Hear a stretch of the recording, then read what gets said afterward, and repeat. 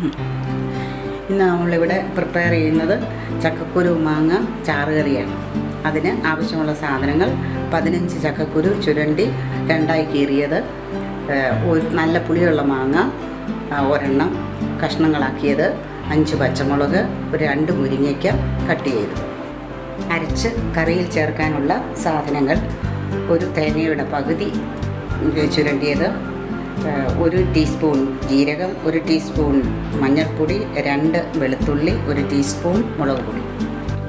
Cooker സ്റ്റൗവിൽ വെച്ച് മുരിങ്ങയ്ക്ക ഒഴികെയുള്ള ചക്കക്കുരു, മാങ്ങ, പച്ചമുളക് ഇത്രയും ഇടുന്നു. 1 ഗ്ലാസ് വെള്ളം ഒഴിക്കുന്നു.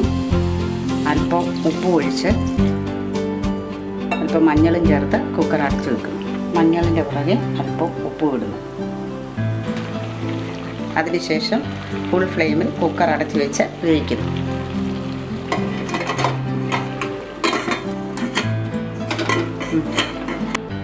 അഞ്ച് മിനിറ്റ് കൊണ്ട് നമ്മുടെ ചക്കക്കുരു വെന്ത് കഴിഞ്ഞു. അത് ഒരു ചെറിയ തവി കൊണ്ട് ഒന്ന് ഉടയ്ക്കുക. അതിലേക്ക് അല്പം വെള്ളം കൂടി ഒഴിച്ച് നമ്മൾ എടുത്ത് വെച്ചിരിക്കുന്ന മുരിങ്ങയ്ക്കയും കരിവേപ്പിലയും അതിലേക്ക് ഇടുക. ഇട്ട് 5 മിനിറ്റ് വേകണം.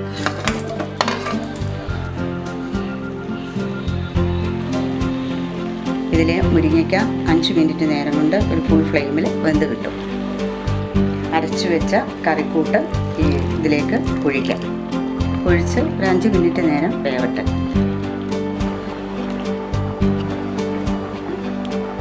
ഇനി നമുക്ക് കടുക് വറുത്ത് കറിയിലേക്ക് ഒഴിക്കാം. ചെറിയ പാൻ വെച്ച് എണ്ണ ഒഴിച്ച് അതിൽ അല്പം കടുകിട്ട്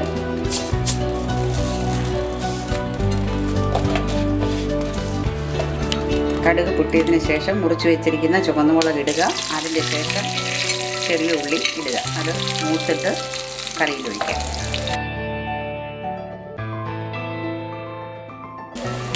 ഉള്ളി മൂത്ത് കഴിഞ്ഞു. നമുക്ക് കറിയിലേക്ക് ഇട്ട് ഒഴിക്കാം.